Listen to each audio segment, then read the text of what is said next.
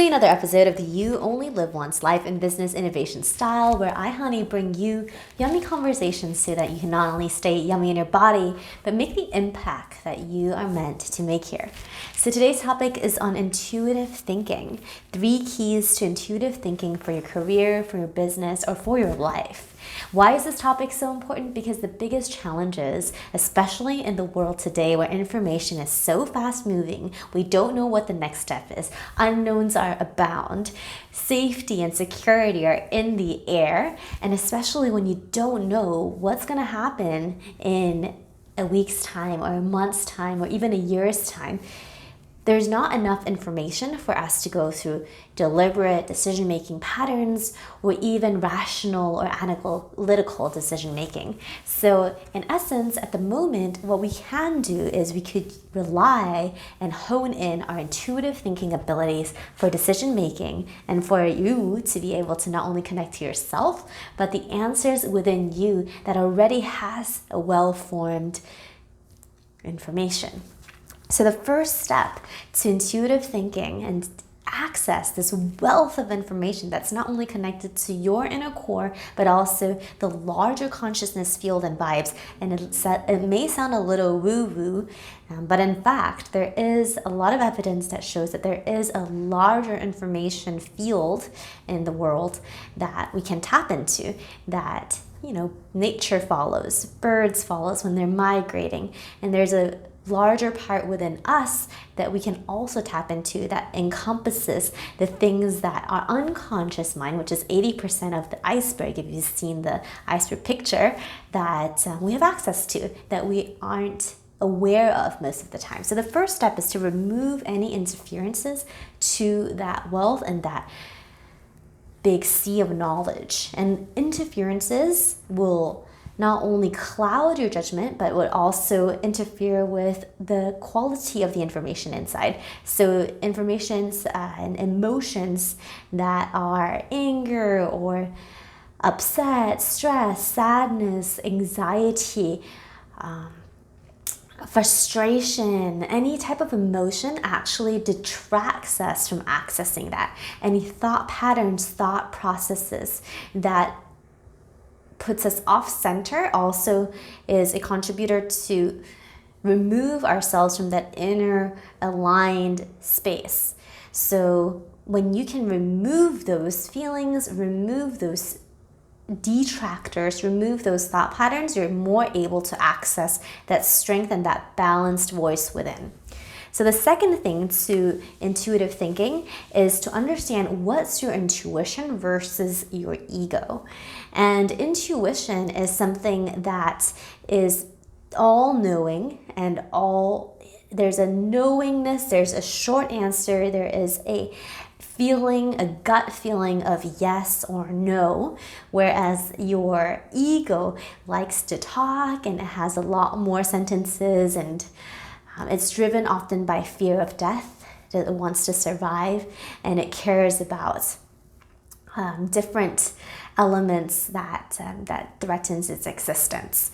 So the important part of it is to separate your decisions or separate your perceptions, the ones that are driven by fear versus the ones that are driven by a more positive or love, more positive emotion. And the biggest challenge is if we listen to the voices of fear or listen to the voices that are driven by the incessant feeding of anxiety or a fight or flight response, then that is not the good quality decisions you want to be making, because it may hurt you in the long run and it may not reflect your highest values. And the dangers of that may be that it leads you down a path that is not most beneficial to you and the people surrounding you.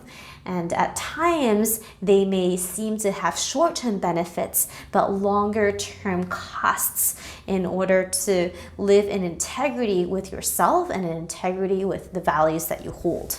So the third point in creating intuitive thinking and including intuitive thinking as a toolkit for you to access more information in your current life right now is practice. Because intuitive thinking right now is something that can bring you more information and it can allow you to feel more peaceful and more centered and more confident in your decisions, this trust that you have with your inner guidance system that you have needs to be cultivated.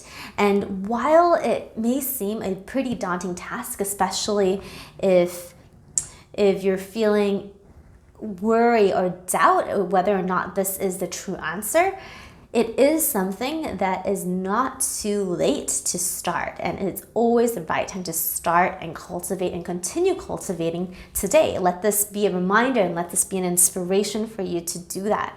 Because when you do that, you will feel that no matter what stresses are in your life and how crappy your situation is and how much stress you have, there's always an inner guidance and inner wisdom that keeps you centered. For example, right now, like there is a possibility that next week I could be in a different country, and there's a possibility that there is a ton of repercussions or a ton of costs involved in that. And while there's a lot of complex decisions that can be made,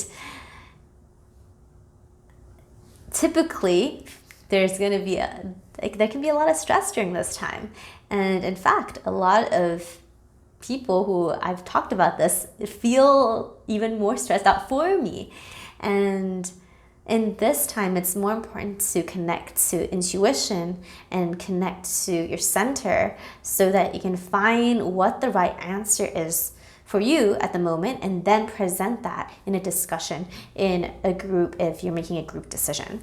So intuition is a way to access extra information that may be present in a situation where there's incomplete information, and allow you to create a decision and create a perspective and a direction based off of all of the faculties that you have, your conscious and unconscious, subconscious mind, as well as their internal guidance system that's right for you. Especially in the world today where there's a lot of changes that are happening, it is more important to know what's the right thing for you, for your people, for your family, for your teams. So I hope these were helpful. Subscribe and like if this was helpful for you. And of course, it's times like these when we need to access more alternative ways of navigating these times, because all the current structures have their limits, and it's time to expand our toolkits so that we can access even more. All right, see you in the next episode, and this is Honey signing off. Mwah.